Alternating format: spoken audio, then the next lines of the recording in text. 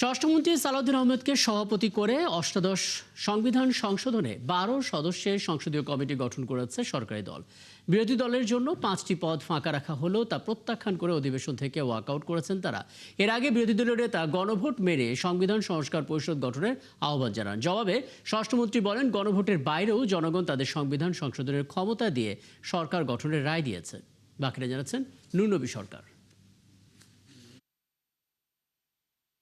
সোমবার রাতে দিনের কার্যসূচি মেনে সংবিধান সংশোধনে বিশেষ কমিটি গঠনের প্রস্তাব করেন চিফ হুইপ নুরুল ইসলাম মনি। স্বরাষ্ট্রমন্ত্রী সালাউদ্দিন আহমদকে সভাপতি করে ১২ সদস্যের এই কমিটি গঠন করা হয়। তবে বিরোধী দলের জন্য ৫টি পদ ফাঁকা রাখা হয়।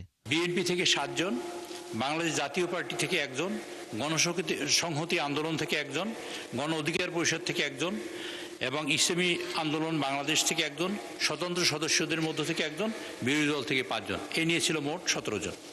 উক্ত 17 জনের সদস্যের মধ্যে বিরোধী দলের জন্য 5টি পদ শূন্য রেখে আজ 12 সদস্যের কমিটি গঠনের প্রস্তাব করছি।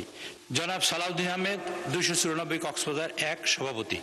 এই কমিটি প্রত্যাখ্যান করে বিরোধী দলীয় নেতা বলেন, এতে গণভোটের ৭০ ভাগ রায়কে উপেক্ষা করা হয়েছে।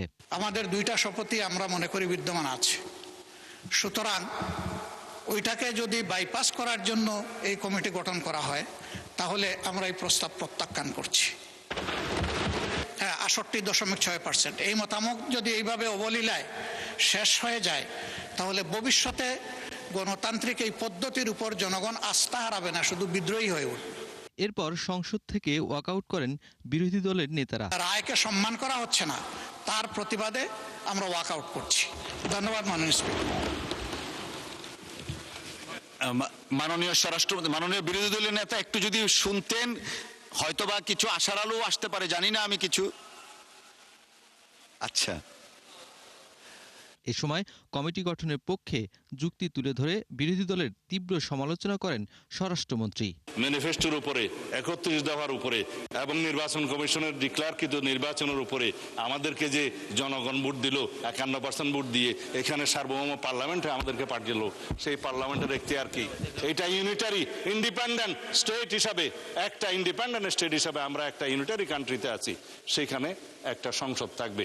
আর্টিকেল 65-এ বলা আছে সেই সংশোধনে আইন প্রণয়নের ক্ষমতা আছে। তিনি জানান, সংবিধান সংশোধন কমিটি আইনসম্মত, সংবিধান সংস্কার পরিষদ গঠন সংবিধান সম্মত হবে না।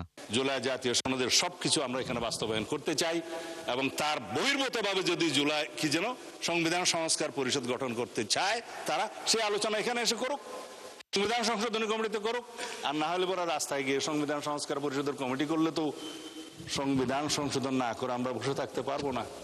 আর সংবিধান যদি সংশোধন আমরা না করি তাহলে এই জাতি তো শেখ হাসিনা প্রদত্ত ৫ম সংশোধনী নিয়েই চলতে থাকবে। স্বরাষ্ট্রমন্ত্রী জানান, অষ্টাদশ সংবিধান সংশোধনের জন্য এই কমিটি সুপারিশ করবে।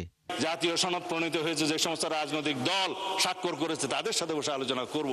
এরপর কণ্ঠভোটে কমিটি গঠন পাশ করেন ডেপুটি স্পিকার। যারা এই প্রস্তাবের পক্ষে আছেন তারা হ্যাঁ বলুন। এ সময় বিরোধী দলের আসনগুলো ফাঁকা দেখা যায়।